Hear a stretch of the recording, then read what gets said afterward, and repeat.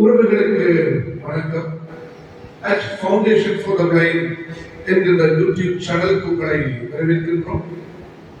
பல உறவுகள் எங்களுடைய சேனலை பார்வையிட்டுக் கொண்டிருக்கின்றீர்கள். உங்கள் ஆதரவுக்கு நன்றி. புதிதாக இணைந்து கொள்கின்றவர்கள் சப்ஸ்கிரைப் செய்துவிட்டு பார்வையிடுவதோடு லைக் பண்ணி ஷேர் பண்ணுமாறும் உங்களை கேட்டுக்கொள்கின்றோம். இன்றைய சாதனையாளர்களின் சாதனை பயணம் என்ற நிகழ்ச்சிக்குள் உங்களை அழைத்துச் செல்வதில் மகிழ்ச்சி. பலர் போன்று இன்று நாங்கள் ஒரு புதிய நபரை எங்களுடைய நிகழ்ச்சிக்கு அறிமுகம் செய்கின்றோம். அந்த வகையில் இன்றைய நிகழ்ச்சிக்குள் செல்வதற்கு நாங்கள் அழைத்து வந்திருக்கும் அவர் மாதன் மகேந்திரன். வணக்கம் மாதன் மகேந்திரன் அவர்களே. வணக்கம். உங்கள் பற்றிய அறிமுகத்தை உறவுகளுக்கு செய்தால் நன்றாக இருக்கும். நான் அச்சுவேலியை பிறப்படமாகவும் வசிப்பிடமாகவும் கொண்டிருக்கின்றேன்.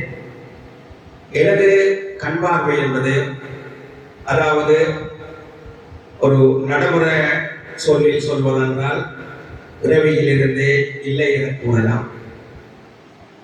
இதனால் எனக்கு தற்போது நமது காலத்தில் இந்த இப்போது இருக்கக்கூடிய வசதிகள் வாய்ப்புகள் இல்லை. இதனால் படிக்கக்கூடிய வசதி எனக்கு கிடைக்கவில்லை. படிக்க வேண்டும் என்ற ஆர்வத்தை தவிர வேறு எதுவும் கிடைக்கவில்லை. இருந்த போதிலும் எனது இளமை காலத்து பல நண்பர்கள் எனக்கு உறுதுணையாக இருந்து என்னை வழிநடத்துவதன் மூலம் தற்போது நான் ஓரளவுக்கு இந்த யூடியூப் சேனலில் வெற்றி கொடுக்கக்கூடிய அளவுக்கு வளர்த்திருக்கிறேன். நல்லது. உங்கள் பற்றிய அறிமுகத்தை உறவுகளுக்கு செய்திருந்தீர்கள். உங்களுடைய இந்த வாழ்க்கை பயணத்திலே பார்வையற்ற நபராக இருந்தும் இன்றைய உலகிற்கு ஏற்றபடி உங்களை நீங்கள் வளர்த்துக் கொண்டிருக்கின்றீர்கள். அந்த வகையில் உங்களுடைய வளர்ச்சி பற்றி ஆரம்ப காலத்தில் பார்வையற்றவர்கள் கல்வியை கேட்பதில் பல சிக்கல்கள் இருந்தாலும் உங்களை நீங்கள் பல சவால்களுக்குள் வளர்த்து இன்றைய நவீன உலகத்திலே ஒரு சவால் மிக்க மனிதனாக வாழ்ந்து கொண்டிருக்கின்றீர்கள். அந்த வகையில் உங்களுடைய வளர்ச்சி பற்றி எங்களுக்கு எடுத்துரைத்தால் அது சிறப்பாக இருக்கும் என்று கருதுகிறேன். நான் ஆரம்பத்திலே கூறினேன், எனது நண்பர்கள் குழாவினர் எனக்கு என்னை உதவினார்கள் என்று. நான் எந்த வகையிலும் சோர்ந்து விடக்கூடாது என்பதற்காக எனது நண்பர்கள் தாம் பங்கு பெற்ற நிகழ்ச்சிகளில் எனக்குரியவற்றை தேர்ந்தெடுத்து அதனை எனக்கு அவர்கள் வழிநடத்தினார்கள். அந்த அடிப்படையிலேயே ஆரம்ப காலத்திலேயே இந்த பாட்டுக்கு பாட்டு நிகழ்ச்சி ஒன்று வானொலியில் ஒளிபரப்பாகிக் கொண்டிருந்தது.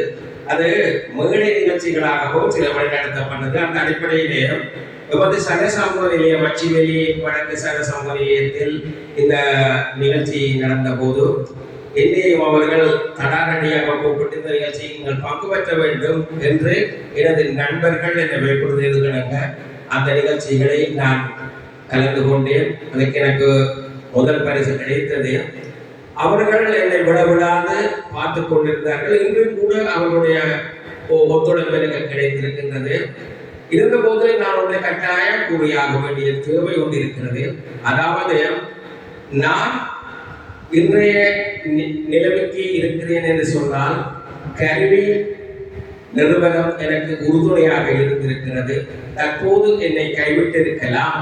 ஆனால் என்னை இன்றைய சூழல் அளவுக்கு என்னை வளர்த்து ஒரு பட்டிமன்ற பேச்சாளனாக, ஒரு பாடகனாக என்னை அதாவது இந்த பிராந்தியத்துக்கு அறிமுகம் செய்து வைத்தது கல்வி என்று சொன்னால் அதை மிக இல்லை. ஏனென்றால் நான் அதற்கு நன்றி கூட கடமைப்பட்டிருக்கின்றேன்.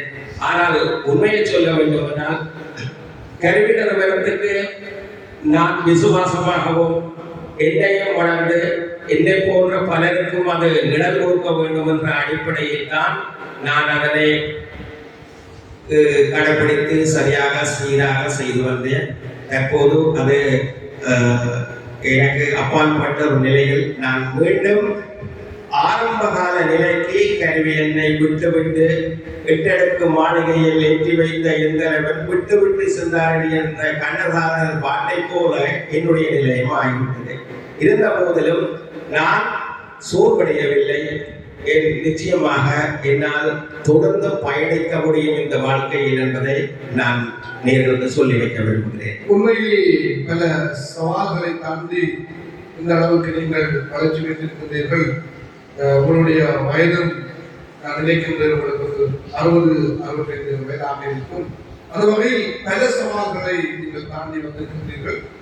உங்களுடைய சமூகம் மீதான தொடர்பாடல் எப்படி என்பதை பற்றி சொல்ல முடியுமா? பொதுவாக எவ்வளவுதான் சொல்லிக்கொண்டு போனாலும் கூட பார்வையற்றவர்கள் மீது சமூகம் இன்னும் ஒரு முழுமை அடையவில்லை என்றால் நான் நிச்சயமாக கூறுவேன். ஏனென்றால் பார்வையற்றவர்கள் வலிந்து சமூகத்துக்குள் போக முடியுமே தவிர சமூகம் நிச்சயமாக பார்வையிட அற்றவர்கள், எங்களுடைய சமூகத்தை சேர்ந்தவர்கள், எமது உறவுகள், எமது சகோதரர்கள் என்ற இன்னும் அந்த முழுமையான நிலைமைக்கு பதில் ஆரம்பத்தில் இருந்தது. பார்வையற்றவர்கள் இதற்குமே தகுதியற்றவர்கள் என்ற நிலையை தாண்டி பார்வையற்றவர்களும் ஓரளவுக்கு இயங்க முடியும் என்ற நிலைக்கு வந்திருக்கிறது. மகிழ்ச்சி அடையக்கூடிய செய்திதான். இருந்தாலும் கூட பார்வையற்றவர்கள் இப்போதுமே புறக்கணிக்கப்பட்ட நிலையில் இருக்கிறார்கள் என்பதை நிச்சயமாக பார்வையற்றவர்கள் ஏற்றுக்கொள்வார்கள் என்று நான் நம்புகிறேன். முற்றுமுழுதாக அப்படி குறிப்பிட முடியாது என்றாலும் உங்களுடைய அந்த அனுபவ கருத்தை முற்றும் முழுதாக என்று நானும் கூற வரவில்லை. அதனால் தான் நான் சொன்னேன், வடிவம் மாறி இருக்கிறது, ஆனால் முழுமையாக இன்னும் மாறவில்லை என்றுதான் நான் கூறுகிறேன்.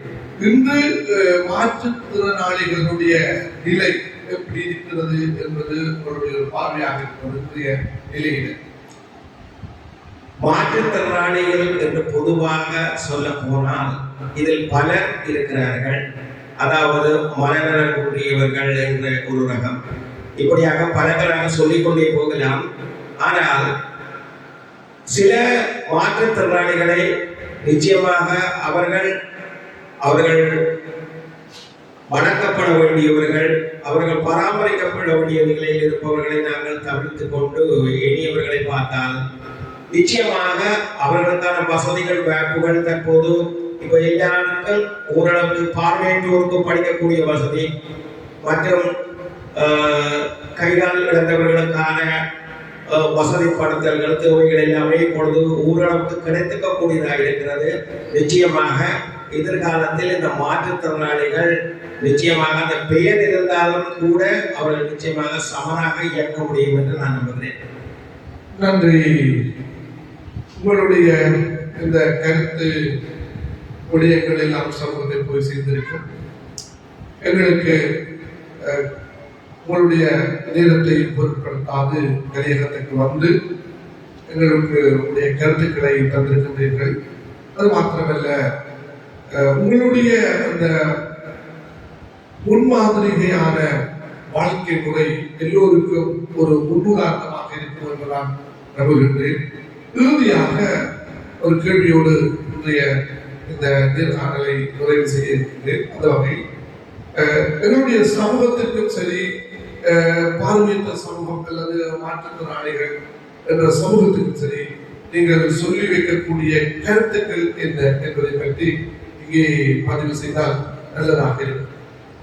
சுருக்கமாக நான் சொல்வது என்று சொன்னால், நான் ஒரு விடயத்தை எப்போதுமே தெளிவாக இருக்கின்றேன்.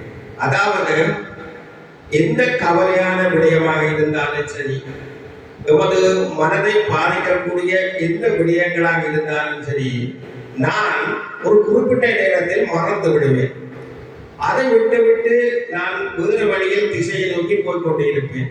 அதே போல நாம் நடந்தவற்றை நினைத்து சோர்ந்து விடுவதோ விழுந்து விடுவதோ என்பதை தவிர்த்து நிச்சயமாக எல்லாத்தையுமே நாங்கள் இலகுவாக செய்ய முடியும் என்ற நம்பிக்கையோடு நாங்கள் செயல்படுவோமானால் இந்த வாழ்க்கை நிச்சயமாக ஒரு சொர்க்கமாக இருக்கும். இதில் ஐயமில்லை என்பது எனது நம்பிக்கை.